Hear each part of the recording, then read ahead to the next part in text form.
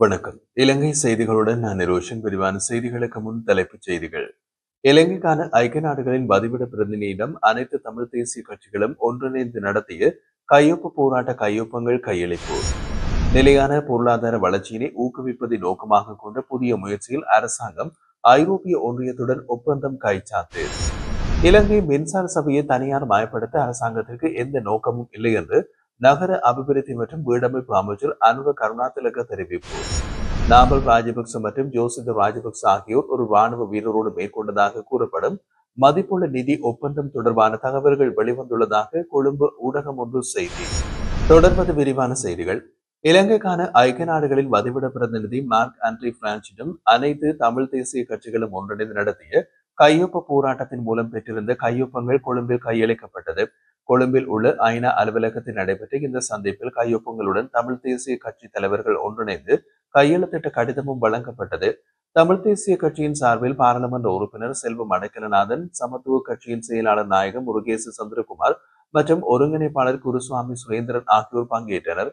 ஐநா மனித உரிமைகள் உயர்ஸ்தானுக்கு அனுப்பப்பட்டு ஐநா செயலாளர் நாயகம், பாதுகாப்பு சபை மற்றும் மனித உரிமைகள் பேரவையின் அங்கத்துவ நாடுகளின் பிரதிநிதிகளுக்கும் பிரதி செய்யப்பட்டிருந்த இந்த கடிதத்தில் நீதியரசர் சி வி விக்னேஸ்வரன், பாராளுமன்ற உறுப்பினர்கள் கஜேந்திரகுமார் பொன்னம்பலம் சார்பில் செல்வராசா கஜேந்திரன், செல்வம் அடைக்கலநாதன், தர்மலிங்கம் சித்தார்த்தன், சுரேஷ் பிரேமச்சந்திரன், முருகேசு சந்திரகுமார் மற்றும் எஸ் நவீந்திர ஆகியோர் கையொப்பமிட்டிருந்தனர். கடிதத்தில் தமிழ் மக்களுக்கு நீண்ட காலமாக நிகழ்த்தப்பட்டு அட்டூழிய குற்றச்சாட்டுகளுக்கு நீதி வழங்க வேண்டும் என்பதோடு வடக்கு மற்றும் கிழக்கு பகுதிகளில் அடையாளப்படுத்தப்பட்ட மனித புதைகுழிகள் அகழ்வு பணிகளை தொடர வேண்டும் என்றும் வலியுறுத்தப்பட்டுள்ளது. மேலும் அகழ்வின் போது கண்டெடுக்கப்படும் ஆதாரங்களை சர்வதேச மேற்பார்வையோடு உறுதிப்படுத்தி தேவையான ஆலோசனை, தொழில்நுட்பம், நிதி மற்றும் பாதுகாப்பு வழங்கப்பட வேண்டும் என்றும் கோரப்பட்டுள்ளது. மேம்பட்ட பல்லுயிர் பாதுகாப்பு மற்றும் திடக்கழிவு மேலாண்மையினை பயன்படுத்தி நிலையான பொருளாதார வளர்ச்சியினை ஊக்குவிப்பதை நோக்கமாக கொண்ட புதிய முயற்சியினை அரசாங்கம் ஐரோப்பிய ஒன்றியத்துடன் மானிய ஒப்பந்தம் மூலம் தொடங்கியுள்ளது. ஐரோப்பிய ஒன்றியத்தால் வழங்கப்படும் 8 மில்லியன் யூரோ மானியம் பொது நிர்வாகம், மாகாண சபைகள், உள்ளாட்சி அமைப்பு, சுற்றுச்சூழல் அமைச்சு மற்றும் ஐரோப்பிய ஒன்றியம் ஆகியோரின் கூட்டாக வடிவமைக்கப்பட்ட திட்டத்திற்கு ஆதரவு வழங்கும் என்று எதிர்பார்க்கப்படுகின்றது. இந்த திட்டத்தின் மூலம் சீரற்ற நிலையில் உள்ள சுற்றுச்சூழல் அமைப்புகளை மீட்டெடுத்து குறியிடப்பட்ட பாதுகாப்பு உத்திகள் செயல்படுத்தப்படுவதால் நிலையான நில பயன்பாடு நடைமுறைகளை ஊக்குவித்து பல்லுயிர் பாதுகாப்பை மேம்படுத்தும் நோக்கம் உள்ளது. மேலும் சுற்றுச்சூழல் பாதுகாப்பு மற்றும் பொது சுகாதாரம் ஆகிய இரண்டிற்கும் பயனளிக்கும் திடக்கழிவு மேலாண்மைக்கான வளர்ந்து வரும் தேவையை இது பூர்த்தி செய்யும் என்றும் திட்டமிடல் மற்றும் பொருளாதார மேம்பாட்டு அமைச்சு அறிக்கை ஒன்றில் குறிப்பிட்டுள்ளது. அறிக்கையின்படி இந்த திட்டம் அரசாங்கத்தின் தேசிய கொள்கை அறிக்கை வளரும் தேசம் அழகான வாழ்க்கை என்பதுடன் இணங்கும் வகையிலும் பொருளாதார வளர்ச்சியினை சுற்றுச்சூழல் நிலைத்தன்மையுடன் சமநிலைப்படுத்துவதன் அவசியத்தை உணர்த்தும் வகையிலும் அமைந்துள்ளது. அமைச்சு மேலும் தெரிவிக்கையில், சுற்றுச்சூழலுக்கு ஏற்ற மற்றும் மீள்தன்மையுடைய பொருளாதாரத்தை உருவாக்குவதில் கடந்த கால முயற்சிகள் தோல்வியடைந்துள்ளன. இதனால் ஐரோப்பிய ஒன்றியத்துடன் இணைந்து மேற்கொள்ளும் இந்த முயற்சிக்கு அந்த போக்கை வலுப்படுத்தும் முக்கிய படிநிலையாகும்.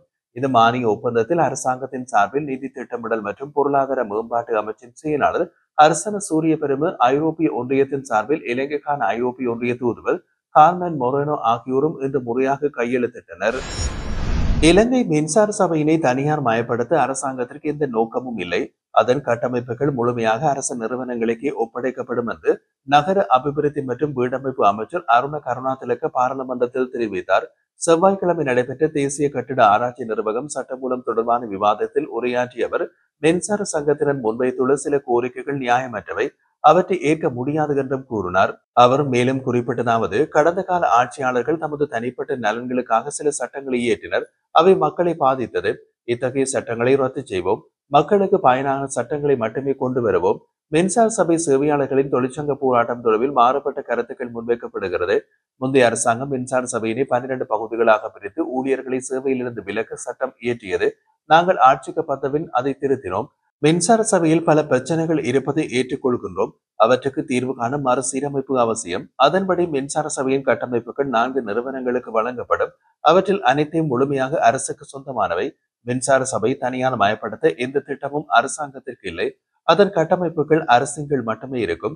மின்சார சங்கத்தினர் முன்வைத்த சில கோரிக்கைகள் நியாயமற்றவை, அவற்றை ஏற்க இயலாது என்று அமைச்சர் அருண கருணாதிலக வலியுறுத்தினார். தேயிலை பயிர்ச்செய்கையில் ஈடுபட்டுள்ள விவசாயிகள் தாமதமின்றி சரியான காலத்தில் தட்டுப்பாடின்றி உரத்தை பெற்றுக்கொள்ள அரசாங்கம் நடவடிக்கை எடுத்துள்ளதாக பெருந்தோட்ட கைத்தொழில் அமைச்சர் சமந்த வித்யாரத்ன தெரிவித்துள்ளார். இந்த காரணத்திற்காக தேயிலை சபை குறைந்தது 2,000 மில்லியன் நிதி ஒதுக்கீடு செய்யப்பட்டுள்ளதாக அவர் குறிப்பிட்டார். செவ்வாய்க்கிழமை பாராளுமன்றத்தில் நடைபெற்ற வாய்மூல விடைக்கேள்வி நேரத்தில் எம்பி அஜிந்த கம்மெத எழுப்பிய கேள்விக்கு பதிலளிக்கும் போது அமைச்சர் இதனை தெரிவித்துள்ளார்.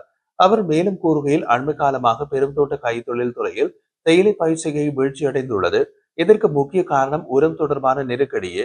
கடந்த ஆண்டில் உரம் வழங்கப்பட்ட போதும் அது ஒரே நிறுவனம் மூலமே வட்டம் விநியோகிக்கப்பட்டதனால் தாமதம் ஏற்பட்டிருந்தது. இதனால் விவசாயிகள் அதிருப்தி அடைந்தனர். பல தரப்பினரின் யோசனைகளை கருத்தில் கொண்டு புதிய விநியோக முறைமையை உருவாக்க அமைச்சரவை தற்போது அனுமதி வழங்கியுள்ளது. மேலும் நாட்டின் தேயிலை உற்பத்தியில் 75% சிறிய தேயிலை தோட்டங்களிலிருந்து செய்யப்படுவதாகவும் அவற்றை இலக்காக கொண்டு உர நிவாரணம் வழங்கப்படும் என்றும் அமைச்சர் தெரிவித்துள்ளார். விவசாயிகள் உரத்தினை எளிதில் பெறும் வகையில் QR கோட் முறைமையினை அறிமுகப்படுத்த திட்டமிடப்பட்டுள்ளது.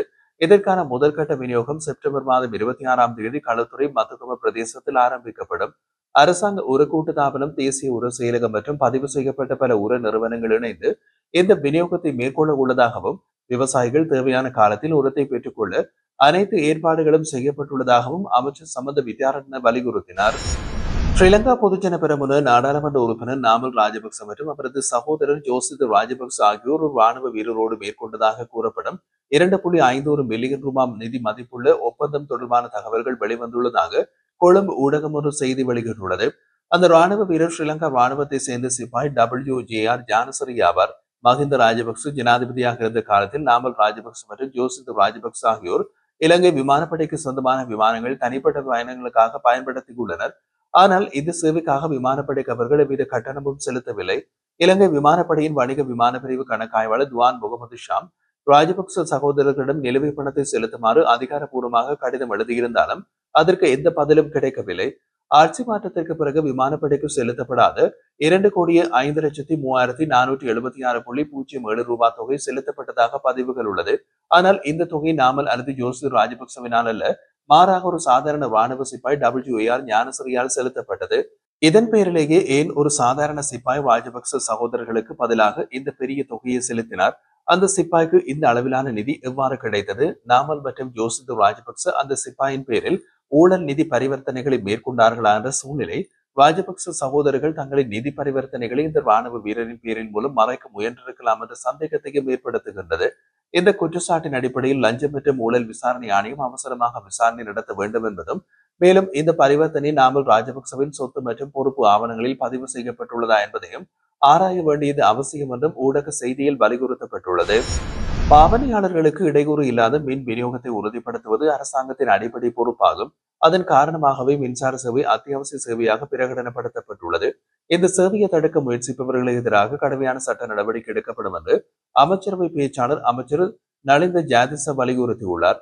கொழும்பில் அமைந்துள்ள அரசாங்க தகவல் திணைக்களத்தில் இடம்பெற்றிருந்த அமைச்சரவை தீர்மானங்களை அறிவிக்கும் ஊடகவியலாளர் மாநாட்டில் கலந்து கொண்டு பேசிய போது அவர் இதனை கூறினார். அவர் மேலும் குறிப்பிடுகையில், மின்சக்தி துறையின் மறுசீரமைப்புகள் மேற்கொள்ளப்படாவிட்டால் அதன் வீழ்ச்சியினை தடுக்க முடியாது. எனவே மறுசீரமைப்பு என்பது தவிர்க்க முடியாத அவசியமாகும். கடந்த அரசாங்கம் மின்சார சபையின் ஊழியர்களை 50% குறைத்து முழுமையாக தனியார் மயப்படுத்தும் நோக்கத்தோடு செயல்பட்டது. ஆனால் நாங்கள் அந்த பாதையை பின்பற்றவில்லை. அதற்கு பதிலாக மின்சார சபையின் 4 பிரதான அரசு நிறுவனங்களாக சட்ட ரீதியாக நிறுவி அவற்றை நவீனமயப்படுத்தும் நடவடிக்கை ஆரம்பித்துள்ளோம். இந்த செயல்முறையின் எந்த ஊழியரையும் கட்டாயமாக நீக்குவதற்கான திட்டம் இல்லை. எனினும் மறுசீரமைப்புடன் இணைந்து செயல்பட முடியாது என்று நினைப்பவர்கள் அரசாங்கம் ஏற்கனவே அறிவித்தபடி நஷ்டஈடு பெற்றுக்கொண்டு சுய விருப்பத்தால் சேவையிலிருந்து விலகலாம். மின்சாரம் தற்போது அத்தியாவசிய சேவையாக அறிவிக்கப்பட்டுள்ள நிலையில் எந்தவித சூழ்நிலையிலும் மின் விநியோக தடையை அரசாங்கம் அனுமதிக்காது. தடையற்ற மின்சார விநியோகத்தை உறுதிப்படுத்துவதே அரசாங்கத்தின் கடமை. அதற்காக இந்த நடவடிக்கை எடுக்கப்பட்டுள்ளது. நாட்டின் பொருளாதாரம் மீண்டும் வீழ்ச்சியடையும் நிலைமை உருவாக்க அரசாங்கம் ஒருபோதும் இடமளிக்காது. மாறாக அவ்வாறு செயற்படும் எவரிடமிருந்தும் கடுமையான சட்ட நடவடிக்கைகள் எடுக்கப்படும். மின்சார சபையை மறுசீரமைக்கும் போது மக்கள் மீது கூடுதல் சுமைகளை சுமத்துவதற்கான திட்டமோ விருப்பமோ அரசாங்கத்திடம் இல்லை. இந்த மறுசீரமைப்புக்கு பின் உருவாகும் நிறுவனங்கள் 100% அரசு நிறுவனங்களாகவே இருக்கும். எனவே இது குறித்து பொதுமக்கள் எந்த விதமான அச்சமும் கொள்ள தேவையில்லை என்றும் நலிந்த ஜாதிச தெளிவுபடுத்தியுள்ளார்.